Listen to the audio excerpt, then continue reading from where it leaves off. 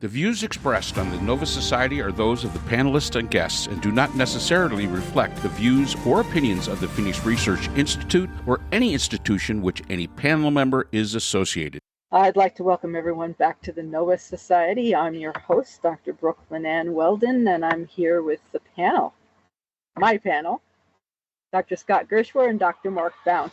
Today we will be answering listener emails, and for the next few episodes, we will be answering questions about American reaction to some of Trump's proposed policies.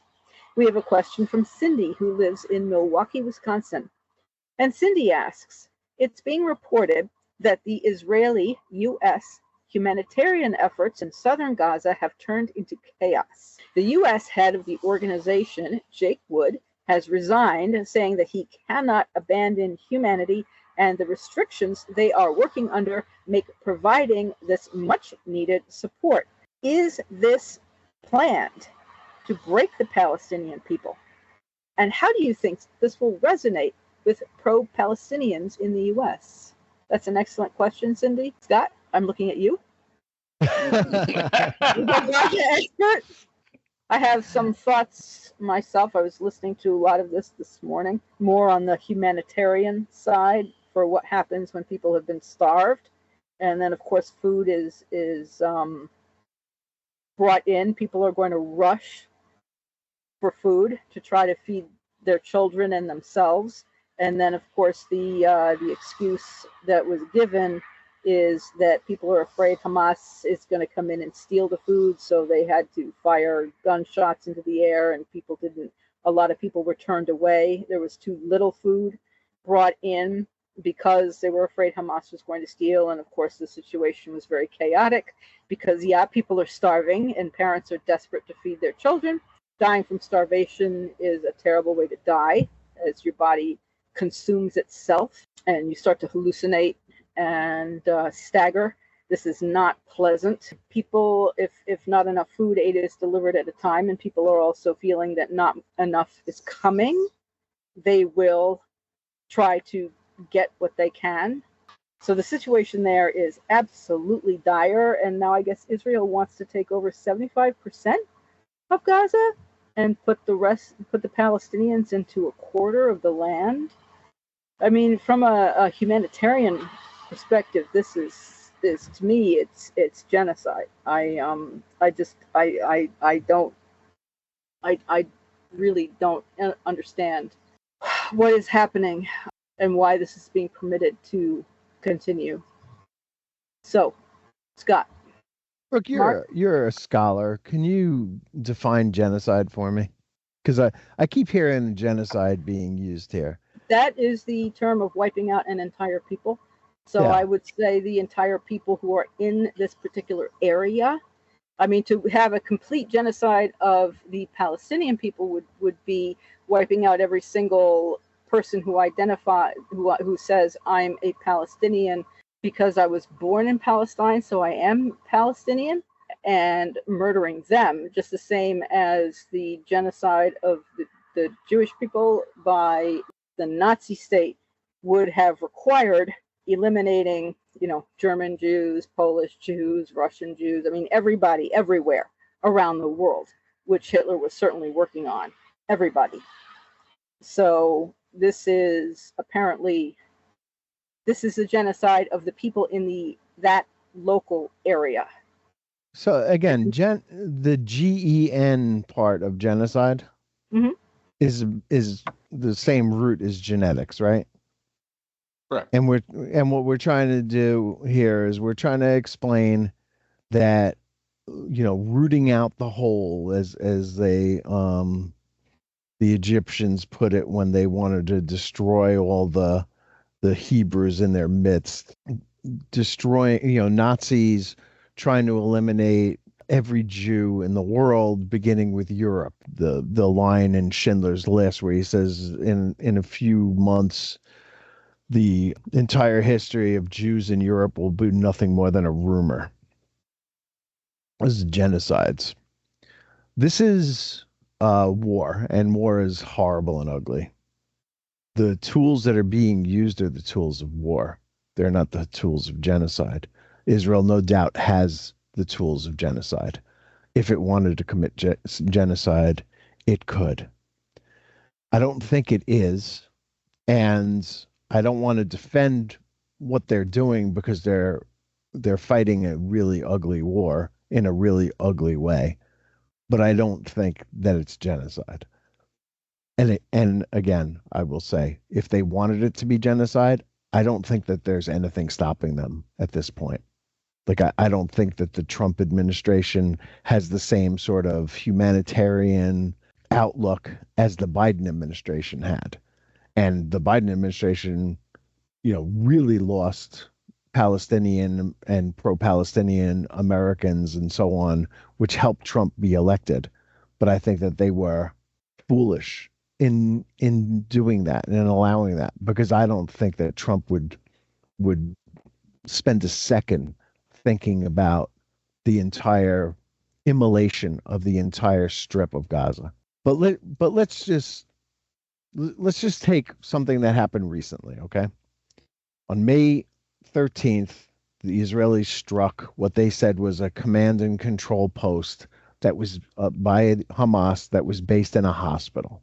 Obviously, a horrible thing happened there. They bombed a hospital, and people were outraged by it.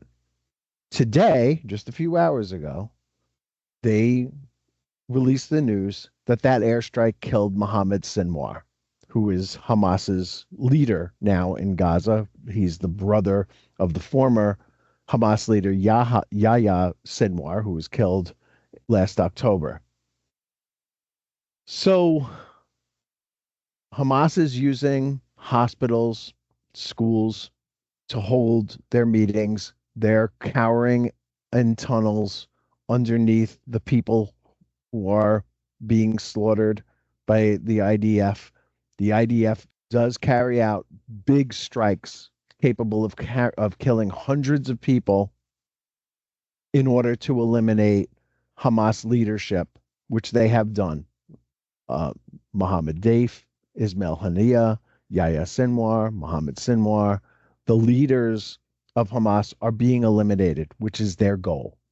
That's their objective.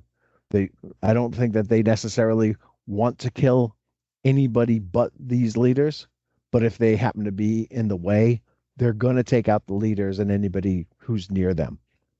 When they killed Mohammed Deif, which was in another humanitarian zone in southern Lebanon, people condemned it, but they were, they killed other people. When they killed Ismail Haniyeh in Tehran, there were other people in that building that they blew up. Same thing with Sinwar. So it is a ruthless war. The Israelis are fighting it horribly, ugly. I do not support Bibi Netanyahu. I think he's fighting this war in part to get rid of Hamas, but also in part to stay in power. And he's beholden to the extreme right wingers that brought him back to power and are forcing him to continue this going. Perhaps it's his bent anyway, but we have seen that Netanyahu, kicking and screaming, perhaps, the words themselves tasting like ashes in his mouth, perhaps, did bring up in September of 2023 the idea that there could be a Palestinian state if it means that we are at peace and have normal relations with Saudi Arabia. So he's proven, as disgusting as a person that he is and as hard as it must have been to get there, that he is willing to bend here. But let's also look at what they've accomplished since October 7th, 2023. Lebanon is more or less free of Hezbollah. Syria is no longer in the hands of the Sadat family. And they've got a leader there who at least is saying the right things, if not doing the right things, to create some kind of situation where they may actually be able to get along well enough to have some kind of peaceful relationship. They are fighting in Yemen. They continue to fight in Yemen and take out the Houthis. They have greatly degraded the ability of Iran to fight back after taking a huge hit from Iran and repelling it, right, in that airstrike that that they repelled with our help and with the help of the Jordanian military, and struck back at all the sites that Syria had to defend itself. Now, all these months later, I'm sorry, Iran had is Iran helpless to an attack? It's certainly possible. The biggest thing that I can see from Israel's standpoint is that this war is too long. They're tired of it. They want their hostages back, and they want it. And they want it. They want to button up Gaza somehow, prevent them from ever being able to pull off another October 6th to 2023, and get Israel troops out of Gaza, leaving hopefully some kind of international pan-Arabic force there to prevent Hamas from fighting again. So I reject the idea that this is a genocide. I think it is simply a horrible, horrible war. I don't believe that they're trying to wipe out every Palestinian. I don't believe that they're trying to wipe out every Gazan. I think that they're trying to destroy their enemies, and their enemies are making it likely that their own people suffer. And again, the leader of Hamas was killed in Tehran. Hamas's leadership is in Qatar. They have left their people to the tender mercies of the IDF without themselves being a part of it. And they're paying the huge price. The people are paying the huge price for Hamas's invasion of Israel on October 6, 2023. I cannot help but remember the cheering crowds as they drove through Gaza with kids that they had kidnapped on that day, and how they held up a baby in one hand and a machine gun in the other to celebrate the great achievement that Hamas had made on their behalf. And I will reiterate one more time, at least, I guess, that Hamas is not a freedom fighter outfit. They are not. That is not their goal. And so this is where we find ourselves in this situation. We all hope, I think most people hope, that this ends as quickly as possible, as it has before, when they simply would do the mowing the grass thing and go in and kill the people who they felt were the biggest threats to them, and then got the hell out. But that this is not a genocide. We are making a huge mistake when we compare it to the Holocaust or other genocides, and that this war can end anytime, as soon as the people of Gaza start revolting. And there was a poll recently, 48%, it's not quite a majority, of Gazans feel that Hamas needs to leave. So, they're getting there for this, to have the conditions to have this thing end. Then I have two questions. First, will not Hamas simply, I hate to use the word hire, nominate, or however it is they do, select another leader to replace this guy? And if Trump is serious about removing everybody else, all the other Palestinians, from Gaza, and then taking the land and whatever resort or whatever stupid idea that he has, and then the Palestinian people are, disassembled as a group and sent here and sent there and sent the other place, and wind up gradually intermarrying and so on and so forth, is that not eventually the same effect over time as a genocidal action? And looking also at anybody in the United States who supports Palestine, like the doctoral student who was arrested for writing a student opinion at Tufts in the newspaper. I mean, ridiculous stuff like that. So anybody who apparently has any support for individuals who are being killed, setting Hamas aside, is a terrible person and automatically becomes an anti-Semite, which I am not. I mean, they never should have started this whole thing, Hamas, to begin with. I mean, the whole situation is. And Brooke, let's remember why they did it, okay? They did it because of that speech. I really don't think that there can be any doubt. They wanted to stop the United States and Saudi Arabia and Israel, and Saudi Arabia from normalizing relations, which Yes, Netanyahu announced 2 weeks before that attack. Yep. And so that is anti-peace. That is not pro-peace. They were closer on October 5th to getting a Palestinian state than they ever have been, and Hamas put an end to that. Yeah, they did. Wasn't Menachem Begin killed when he tried to propose peace? I mean, other people have been killed also, and other attacks. Not Begin, it was Rabin, but Rabin. Thank you. Right. I always forget, but it's the same type of idea. People propose peace, and then there are people who are very anti-peace, and that type of let's have Sadat, right? Anwar Sadat.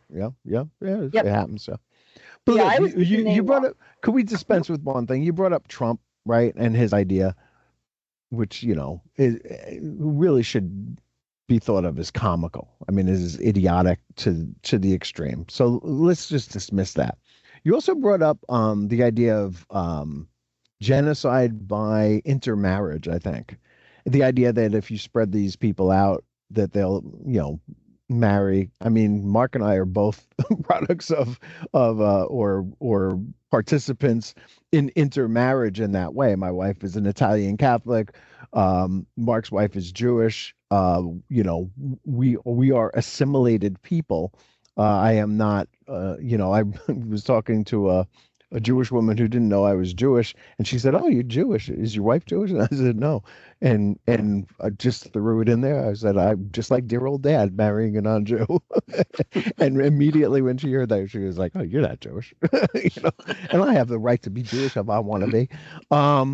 But yeah, my mom was raised Catholic, but and no, I've never had the temerity to ask my mother if she ever converted, nor would I expect to live through that conversation.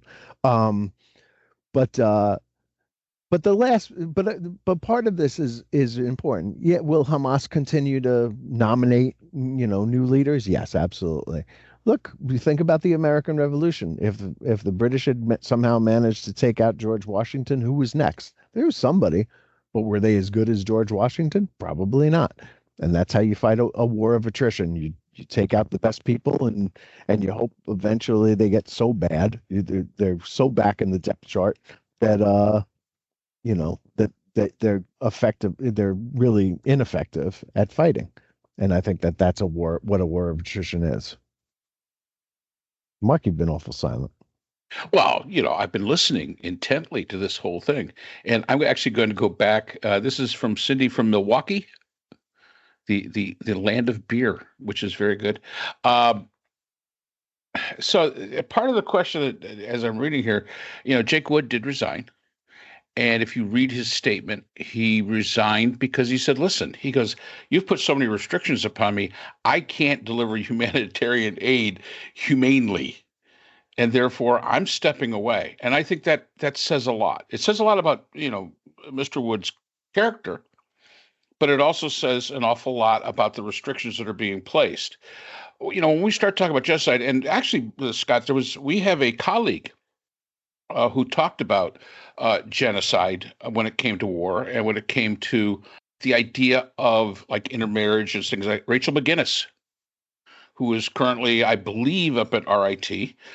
She spoke about this, and this was what her paper was about for her dissertation, and it was about using sex and sexual sexual means to degrade a people to the point where they will not go back and procreate, and that's a way of genocide. To me, I think it's a kind of a slow way of genocide, but hey, it is genocide in her to her evaluation, and I think there's some validity to that. But again, I'm going to go back to the question, which is, yeah, Jake Wood resigning, I think, says a lot. He is a former American serviceman who basically took on this task as the CEO of this organization that was delivering this humanitarian assistance to the Palestinians. And obviously, you don't become the CEO of that kind of organization unless you believe in what you're doing. And so he walks away from it. Is it a plan to break the Palestinian people? I think the Palestinian people are broken already. I think we're past that. And Israel can do whatever it likes at this point in time. I think Hamas has pretty much broken the Palestinian people long before the Israelis did anything. I mean, they were broken people beforehand, and that's a shame. Now, will this resonate with the pro-Palestinians here in the U.S.? And I'm making the assumption that reference, because I of course see the whole email. I'm making the assumption that she's talking about on college campuses. And I think that is a possibility. This is something for them to like latch on to, and what they see as atrocities. And that's what makes this so difficult when we're talking about attempting to give aid to a people in a war-torn. And we cannot, again, paint everybody with a broad brush. Everybody that is Palestinian is not supporting of Hamas. Just like saying everybody that's a Russian is not a supporter of Putin. They just won't say so, which is kind of exactly like the Palestinians in Gaza. They may not be supporters of Hamas, but you pretty much better not say so. You probably ought to keep your bloody mouth shut if you want to continue to live. And that point there says that, yes, it is a good thing to deliver humanitarian aid to those people that are caught into war. And we've seen this throughout history. People that have no dog in the fight, as far as they're concerned, in their personal lives, caught into war. And they're the ones that suffer the most. Now, the idea that there was this joint effort of Israel and the United States to provide this humanitarian aid, I think we'll learn more if we get more information out of Mr. Wood. What were these restrictions that you found to be not humanitarian? What were these roadblocks that you saw that did not allow you to do the function that supposedly you're supposed to be there doing? And I think as we get a little bit more information from him, then we can probably make a better judgment as to, was this just, we're doing humanitarian aid. Was it just, smoke and mirrors, or was it a real honest attempt? Don't know. This guy that stepped away, he's the guy that's going to be able to tell us. So I'm hopeful that within the next week or so that he'll get an opportunity to speak his mind and tell us exactly what it was that he felt was so difficult, made his job so difficult that he could not do something which I would have to say that most people would have to say is a good thing, delivering this humanitarian aid. And I think that at that point in time, to Cindy in Milwaukee, then we will know exactly how it's going to fall on the pro-Palestinian factions here in the United States. Now, once again, let me preface that just a little bit.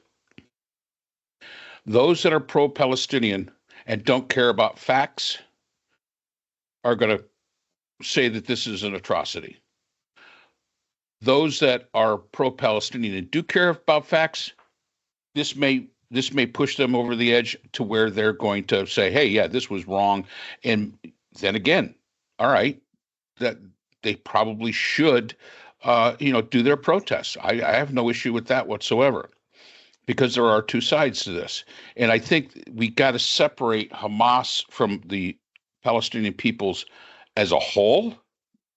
I truly do think we have to make that separation, because in the same way, and I'll bring up the Russians again, you got to separate the Russians from Putin. We got to separate the Americans from Trump. We can't just say, oh yeah, all 330 million of you dumbasses live in the United States. He's your president. We're painting you with the same brush. Can't do it. I can tell you right now, we cannot paint the broad brush of all Israelis are pro-Benjamin Netanyahu. They're pro-safety for themselves. They're pro-autonomy for their country. Absolutely they are. I don't care if they're the most orthodox Jewish sect in Israel, or if they're the more liberal sect in Israel. They all are proud of Israel. As Scott has said, it's a miracle in itself, and they're proud of it. And all they really want to do is just be left alone. They don't really want anything else. Just leave us alone. Let us live our lives, raise our kids, have our babies, raise our kids, and move on. But for the Palestinians, yeah, it's a little hard road. Is it their own fault? Maybe. Is it the Russians' own fault that they got Putin? Really? I don't know if at this point in time we'd be willing to say that. Yeah, he won elections, but then he's maneuvered it to the point where he can't lose, which is exactly what Trump's trying to do here in the United States. And Hamas basically had the same playbook. It is the authoritarian playbook. So my hope is that we're going to get Jake Wood.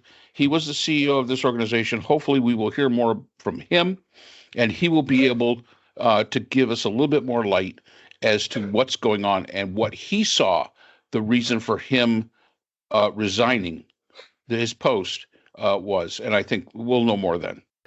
I will say this. While Mark was talking, I decided to look up Mr. Wood, and it looks to me like that Hamas has been making death threats targeting aid groups supporting humanitarian operations at GHF's safe distribution sites. Now, is that the Israelis causing Mr. Wood to quit, or is it the Hamas is threatening to kill anybody who distributes aid to the people of Gaza? Yep. That's the question that has to be answered. Where does it sit? And the only way, hopefully he'll get on something. Christian Amanpour will get a hold of him and do the interview, and then we're going to find out a lot. And I think we have to wait to find that out. I mean, if Israel allows food into Gaza and it's taken by Hamas, brought into the tunnels to feed them and not the babies who are upstairs starving, have they really accomplished anything? Right. And you know what, Scott? That's very possible. With everything we know about Hamas, that could be totally possible. And like I said, I'd really like to hear from, because another report basically said that there was too many restrictions. Were the restrictions Hamas? But he didn't reference Hamas. I would really like to know exactly where these restrictions, what restrictions, and I bet you will find it goes both ways. Well, it's also interesting that I think both the American military, or they had private military and they had IDF as well, guarding the food trucks or something. So that would suggest that our militaries are not good enough, or whatever militaries were guarding are not capable of taking Hamas on, if indeed that was the problem. So that doesn't say much. If that indeed was the problem, then that doesn't say very much for either the American or the Israeli forces doing the guarding. And they said they had private security there too, Brooke. That Yeah, there was private exactly. security people there. So, again, there's so many unanswered questions when it comes to this. This is a new story. So there are so many questions that we simply cannot answer until we start truly hearing from, because as Scott said, the way that he's reading it, hey, Hamas was involved. The way the article that I was reading basically said it was the restrictions of the Americans and the Israelis that was a part of the problem.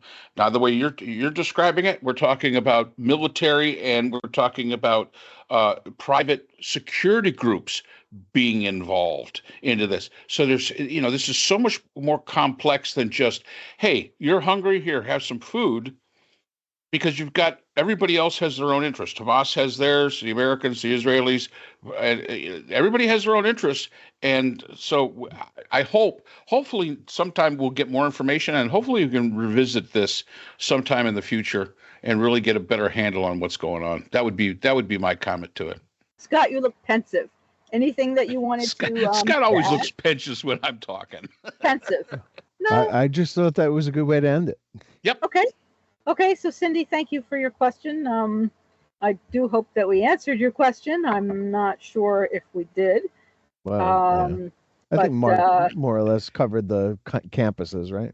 Yeah. And so thank you again for your question and for staying with us on the Nova Society as we slog our way through all these very difficult and contentious topics. And do stay safe, and we'll see you again next time. The Nova Society is a production of Nova Society Media, a division of the Phoenix Research Institute. We'd like to thank our production partners, Buzzsprout, who hosts the Nova Society, Audacity, our editing partners, Apple iTunes, the largest source of podcasts and music on the internet, Spotify, the most popular platform for the Nova Society, and iHeartRadio, your source for all things music and podcasting. The Nova Society is available on all of these and other quality platforms listed in our description. We'd also like to thank all of our listeners. Without your support, the Nova Society would not be possible. If you have a question or comment, we can be reached at nova.society.podcast@gmail.com. So for Dr. Brooklyn Ann Weldon, Dr. Scott Gershwer, and all of our production partners here at the Nova Society, I'm Dr. Mark Bound. Remember, the true power in society is knowledge. Thanks for listening, and we will see you again next time. We'd like to thank our sponsor for this episode, the Phoenix Research Group, an independent research consortium offering social-political issue solutions to NGOs and international government agencies through multidisciplinary, nonpartisan, and unbiased research. The Phoenix Research Group is a division of the Phoenix Research Institute, the producer of the Nova Society podcast.